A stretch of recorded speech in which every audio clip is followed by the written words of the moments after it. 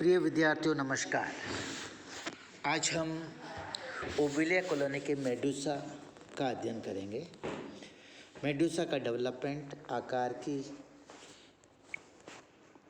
Medusa की उत्तकी, Medusa के कार्य की, संतुलन प्रक्रिया और लैंगिक जनन के बारे में बात करेंगे। मेडूसा, जैसा आप जानते हो, एक प्रकार से रूपांतरित जीवक होता है जिसकी उत्पत्ति ब्लास्टोस्टाइल पर होती है और इस डायग्राम के माध्यम से ब्लास्टोस्टाइल पर किस प्रकार इसकी उत्पत्ति होती है उसको दर्शाया गया है।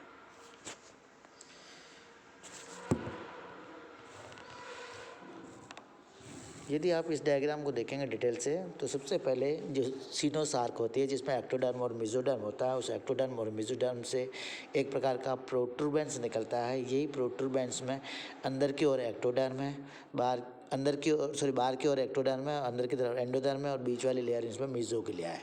यही प्रोट्रूबेंस जब बड़ा हो जाता है तो वेसिकल कहलाता है और वेसिकल से और बड़े आकार का हो जाता है तो ये कहलाता है बेल रूडिमेंट।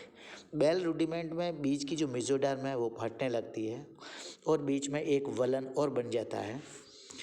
इस तरह से ये तीसरी के बाद ये वाली चौथी स्टेज आती है जिसमें बाहर की ओर आउटर एपिडर्मिस रह जाती है और एपिडर्मिस के फट कर अंदर की ओर चले जाने पर दूसरी अंदर की इनर एपिडर्मिस बन जाती है और दोनों के बीच में सब अम्ब्रेलर कैविटी बन जाती है। सब अम्ब्रेलर कैविटी बनने के बाद नेक्स्ट स्टेप में यदि आप देखेंगे तो जहाँ एक्टोडर्म की उनकी स्प्लिटिंग के कारण इनर और आउटर जो एक्टोडर्म बनी है उनके बीच में एक रूडिमेंट ऑफ मैन्यूब्रियम बन जाता है। ये वाली सरफेस इस तरह से रूडिमेंट ऑफ मैन्यूब्रियम बन जाता है। ये रूडिमेंट ऑफ मैन्यूब्रियम बनता है जो सब अम्ब्रेलर कैविटी के अंदर स्थित रहता है। अब इसी डिटेल को आगे देखोगे तो और अधिक डेवलपमेंट जब होता है तो जिसका जो ये बीच वाला पोर्शन था जो एक्टोडर्म का वो टूट जाता है और टूट जाने के पश्चात दोनों किनारों पर मैन्यूवर के दोनों साइड में ये एक उभार के रूप में रह जाता है और ये उभार जो क्या कहलाता है, वीलम कहलाता है। ये वीलम। और अब ये जो मेडूसा होता है इसकी जो सरफेस है, बाहर वाली सरफेस एक्स अम्ब्रेलर सरफेस और अंदर वाली जो सरफेस है वो सब अम्ब्रेलर सरफेस कहलाती है। सब अम्ब्रेलर सरफेस पर जो कैविटी पाई जाती है उस कैविटी को सब अम्ब्रेलर कैविटी कहा जाता है जिसके सेंटर में मैन्यूब्रियम स्थित होता है जो माउथ के द्वारा बाहर की ओर खुला होता है। तो ऐसा मेडूसा जिसमें वीलम उपस्थित होता है उसको क्रेस्पिडोट वेस्टुडोसा कहते हैं और ऐसे मेडूसा जिसमें वीलम अनुपस्थित होता है उनको एक्रेस्पिडोट मेडूसा कहते हैं। अब मैंने आपको बता दिया है कि जो मेडूसा का उत्पत्ति होती है वो सीनोसार्क से होती है और सीनोसार्क में एक्टोडर्म और मेसोडर्म पाई जाती है, उनके मध्य में मेसोग्लिया स्थित होती है। ठीक है भाई, ये सारी डिटेल मैंने आपको यहाँ तक पढ़ा दी। ओविलिया में जो वीलम होती है वो घटकर एब्सेसिस रह जाती है, इसलिए ऐसे मेडूसा जिनमें वीलम होता है वो क्रेस्पिडोट मेडूसा कहलाते हैं और वीलम का अभाव होता है एक्रेस्पिडोट मेडूसा कहलाते हैं। और एक्रेस्पिडोट मेडूसा का उदाहरण स्काइपोजोआवर के मेडूसा आते हैं। ठीक है भाई। अब इसके पश्चात ये जो हमारे पास मेडूसा बना है, इस मेडूसा की जो छत्रक है उस छत्रक की परिधि जो है उस परिधि पर उंगली के समान खोखले प्रवर्धों की बातें स्पर्शक निकल जाते हैं और मेडूसा जो है अब मुकुलन के माध्यम से ब्लास्टोस्टाइल से टूट करके पृथक हो जाता है और एक स्वतंत्र रूप से जीवन को व्यतीत करने लगता है।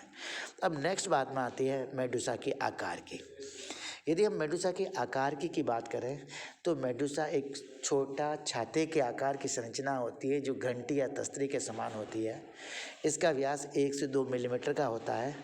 इस छाते की बाहरी सतह जो होती है वो एक्स अम्ब्रेलर सरफेस कहलाती है और अंदर की जो सतह होती है उसको सब अम्ब्रेलर सरफेस कहते हैं। जो सब अम्ब्रेलर सरफेस है उसको अवछत्र सतह कहते हैं।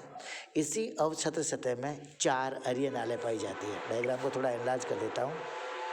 ये 4 जो अरिय नालें पाई जाती है वो इस प्रकार से, ये 1, 2, 3 और 4 जो रेडियल कैनाल होती है, चारों रेडियल कैनाल अंदर की ओर स्टोमक में खुलती है और स्टोमक से आगे मैन्यूब्रियम निकला होता है लंबी संरचना के रूप में और इस मैन्यूब्रियम पर चतुर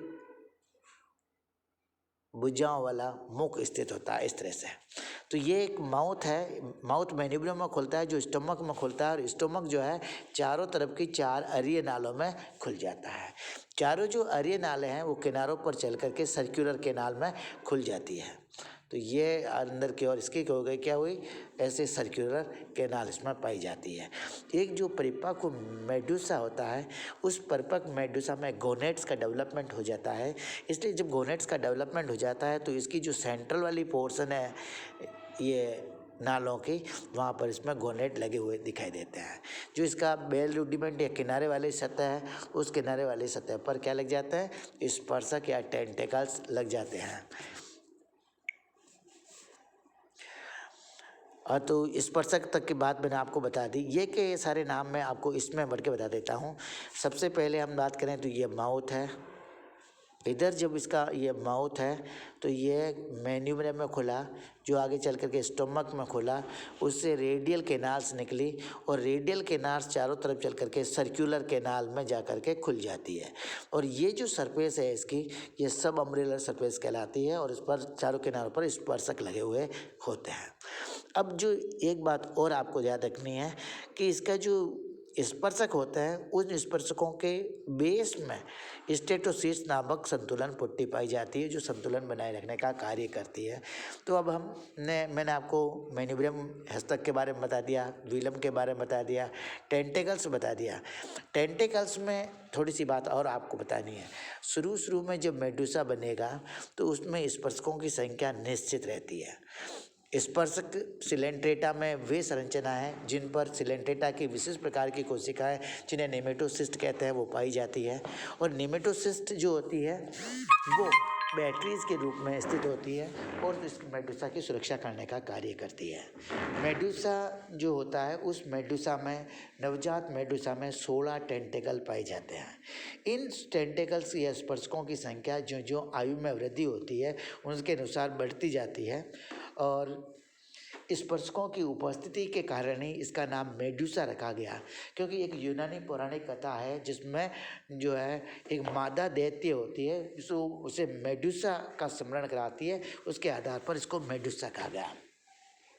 मेडुसा का जो माउथ है, माउथ मेन्यूब्रियम में, फिर वो स्टोमक में खुलता है, रेडियल कैनाल में, सर्कुलर कैनाल्स में खुलते हैं। तो ये सारी संरचनाएं मिलकर के इसमें गैस्ट्रोवेस्कुलर कैविटी का निर्माण करती है। अब जो आमाशय होता है, वो आमाशय सक्रिय रूप में 4 तटों में, या जो मेन्यूब्रियम के 4 समकोण है उसके चारों ओर स्थित होता है। उसके चारों कोनों पर 4 जो अरीय नालें निकली होती है, सभी अरीय नालें वृत्तीय नालों में खुलती है और ये सब किसके, जठरवाहिनी गुहिका का भाग है। अब तंत्रिका तंत्र की जब बात आती है तो ये बताता है कि मेडुसा को मैंने बता दिया, इसकी जो सीनोसार्क होती है या इसकी बॉडी जो वाल जो होती है, उस बॉडी वाल में 2 परतें पाई जाती है। बाहर की परत एक्टोडर्म कहलाती है और भीतर की परत एंडोडर्म कहलाती है। तो एक्टोडर्म और एंडोडर्म के बीच में की जो परत होती है वो मेसोग्लिया की होती है। तो मेसोग्लिया के अंदर और बाहर दोनों तरफ तंत्रिका कोशिकाएं मिलकर के एक जाल बनाती है और तंत्रिका कोशिका विशेषकर छत्र के तट वाले भाग पर जो होती है वो अधिक सघन हो जाती है। इस प्रकार मेडुसा की बॉडी वाल में 2 तंत्रिका जालक बन जाते हैं। तंत्रिका जालकों की वलय बन जाती है जो एक प्रावर के ठीक ऊपर होती है और एक प्रावर के ठीक नीचे होती है। तंत्रिका वलयों का जो बनना होता है वो इसके पेची पूंछों या पेशी जो होती है वलय की सघनता के कारण होती है और ये तंत्रिका वलय संवेदी अंगों से संबंधित होती है। ठीक है। अब इसके बाद में रेडियल सिमेट्री आ जाती है। रेडियल सिमेट्री में कहता है कि मेडुसा जो होता है उसमें रेडियल सिमेट्री पाई जाती है। इस रेडियल सिमेट्री में कहता है कि ये घंटी नुमा त्रिज्या के संदर्भ में इसको प्रकट किया जाता है, जिसमें 4 अरीय नाले हैं। 4 अरीय नाले हैं। मैं इसका डायग्राम थोड़ा नीचे लेता हूँ, इस डायग्राम को। ये इस तरह से चारों तरफ की 4 अरीय, हर एक लाइन एक अरीय नाल को प्रदर्शित करती है। 4 अरीय नालें इसमें पाई जाती है। अब 4 जो अरीय नालियाँ होती है, ये 4 मुख्य त्रिज्याओं को प्रकट करती है। स्पर्शकों के चारों ओर आर्य नालों के सम्मुख होते हैं, उन्हें एड रेडियल स्पेक्सर, पर रेडियल और एंड आइडेंटिकल रेडियल कहलाते हैं। 2 पैरल रेडियल, अब ये रेडियल कैनाल है, इसके समक्ष जो स्पर्शक होता है उसको रेडियल टेंटेकल कहते हैं। 2 रेडियल के बीच वाले को एड रेडियल कहते हैं। एड रेडियल और पर रेडियल वाले के बीच के को इंटर रेडियल कहते हैं। इस त्रिज्या को एक डायग्राम में आगे वाली क्लास में और आपको व्याख्या कर दूंगा कि जो प्रथम प्राथमिक क्रम की जो त्रिज्या है वो द्वितीय क्रम में है, द्वितीय फिर तृतीय क्रम की त्रिज्याओं में अंतरक्रम से विभाजित हो जाती है। और इस प्रकार जो ये स्पर्शक होते हैं इसके पर रेडियल, एड रेडियल और इंटर रेडियल टेंटिकल्स जो होते हैं वो पाए जाते हैं। वो रेडियाई के सम्मुख इनके कोणों को या स्पर्शकों को नाम दिया जाता है। अब इसके बाद कहता है जो नवजात मुकुलित मेडुसा था उस मेडुसा में 4 स्पर्शक और 4 अरिय नालें पाई जाती है। और ये 4 स्पर्शक मुख के 4 कोण जो होते हैं उस पर क्या होते हैं, एड रेडियल होते हैं। इस प्रकार 4 अन्य स्पर्शक जो है इंटर रेडियल होते हैं और 8 स्पर्शक जो है एड रेडियल होते हैं। स्पर्शकों की संख्या यदि मेडुसा में कहें तो जो 4 अरिय नाले हैं मुख के चारों कोण पर 4 पर अरिय स्पर्शक होते हैं, 4 इंटर रेडियल और 8 जो एड रेडियल, 4 4 और 8 यानी कि 16 स्पर्शक नवजात मेडुसा में पाए जाते हैं। मेडुसा की हिस्टोलॉजी की यदि हम बात करें, हिस्टोलॉजी में मेडुसा के बारे में अपन कहते हैं कि मेडुसा की जो शरीर की संरचना होती है वो हाइड्रेंथ की संरचना से बहुत मिलती जुलती होती है। मेडुसा की बाहर की सतह एक्स अम्ब्रेलर सरफेस है, अंडर वाली सब अम्ब्रेलर सरफेस है और इसमें बाहर की ओर जो है पूरी बॉडी वाल है, बॉडी वाल डिप्लोब्लास्टिक है, एक्टोडर्म पाई जाती है, एंडोडर्म है, उन दोनों के बीच मेसोग्लिया है। इसलिए इसकी जो एंडोडर्म है वो पोषण का काम करेगी, इसलिए उसको जठर चर्मी कोशिकाओं से बनी होगी और उसमें संकुचनशील विस्तारों का अभाव होता है। जो बहिचर्म होती है उसमें मसल्स पेशियाँ पाई जाती है, पेशी तंत्र विकसित प्रकार का होता है इसलिए उसमें संकुचन होता है और संकुचन होने के कारण जो सब जर्मिनल कैविटी थी उस सब जर्मिनल कैविटी में पानी भर जाता है और उस पानी को पीछे प्रोपल्सन के माध्यम से मेडुसा आगे बढ़ने का कार्य करता है। ये बात अपन आगे फिजियोलॉजी में पढ़ेंगे। लेकिन इसकी जो जठर चर्म और अधिचर्म है उनके बीच में मेसोग्लिया जो पाई जाती है वो जिलेटिनस होती है और अधिक मोटी प्रकार की होती है, शरीर के मुख्य भाग का ये निर्माण करती है। जबकि अधिचर्म और जठर चर्म जो परतें होती है वो पतली परतें होती है और सीमांकित रहती है। मेसोग्लिया में 95% इसमें जल पाया जाता है और बाकी अन्य कोशिकाओं का इसमें अभाव होता है। ओबिलिया के मेडुसा की मेसोग्लिया में कोशिकाएं अनुपस्थित होती है। इससे आगे बढ़कर जब हम बड़े आकार के मेडुसा पढ़ेंगे तो उन बड़े आकार के मेडुसा की जो मेसोग्लिया होती है उसमें सेल्स पाई जाती है। लेकिन आपको याद रखना है ओबिलिया की मेडुसा में कोशिकाएं नहीं पाई जाती है। और इसमें जो निमेटोसिस्ट होती है वो इस छत्र के किनारे पे पाए जाने वाले स्पर्शकों में पाई जाती है। ठीक है भाई। और दंश कोशिका स्पर्शकों तथा मुख के चारों तथा स्पर्शकों पर अधिक संख्या में उपस्थित होती है। अरिय नाले जो होती है उनके बीच में जो एक्स अम्ब्रेला सरफेस है उस एक्स अम्ब्रेला सरफेस वाले भाग में जठर चर्म का एक पतला क्रोड निकला होता है, उसको जठर चर्मी पटलिका कहते हैं। इन स्तरों में मेसोग्लिया का स्तर एक सकरा रहता है और जठर चर्म का अभाव रहता है। इसमें जो वीलम होता है उस वीलम को सत्य वीलम कहते हैं, इसलिए स्पर्शक भी ठोस होते हैं और जठर चर्मी कोशिकाएं एक क्रोड युक्त होती है। मेडुसा की हिस्टोलॉजी को समझने के लिए ये डायग्राम दिया गया है। इस डायग्राम का नामांकन मैं आपको मेमोराइज करा देता हूँ। आप इस तरह से मेडुसा को देखें तो यहाँ से माउथ है, माउथ से अंदर क्या चला गया भाई, ये मेन्यूब्रियम है। माउथ हो गया, माउथ से आगे लंबी संरचना मेन्यूब्रियम है और मेन्यूब्रियम आगे चल करके गलट में खुलता है और गलट आगे चल करके स्टोमक में खुलेगा।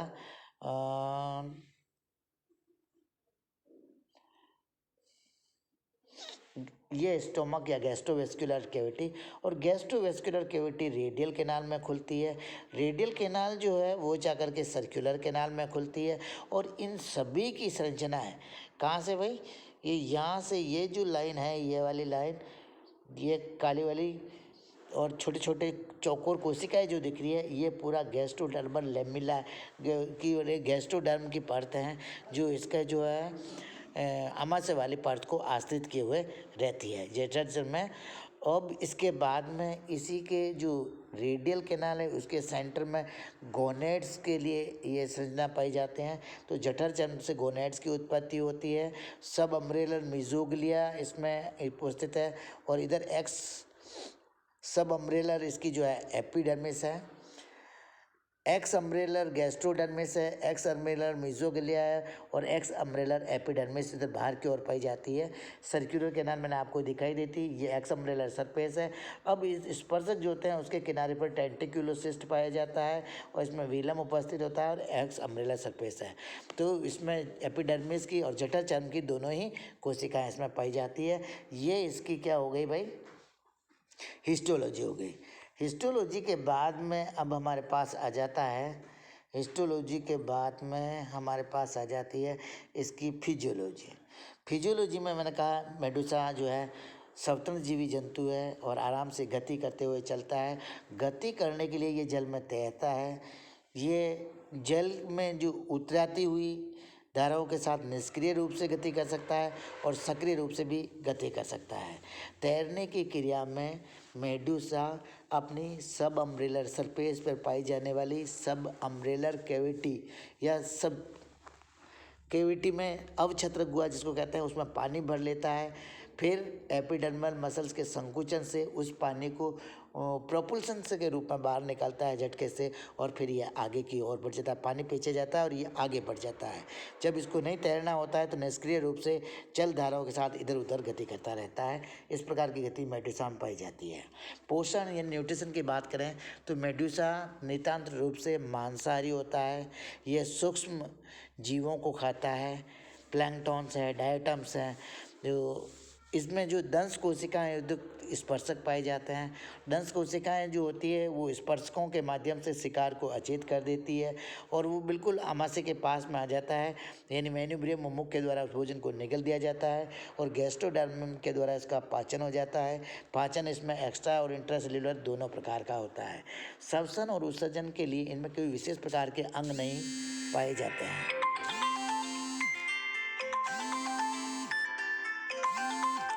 हेलो।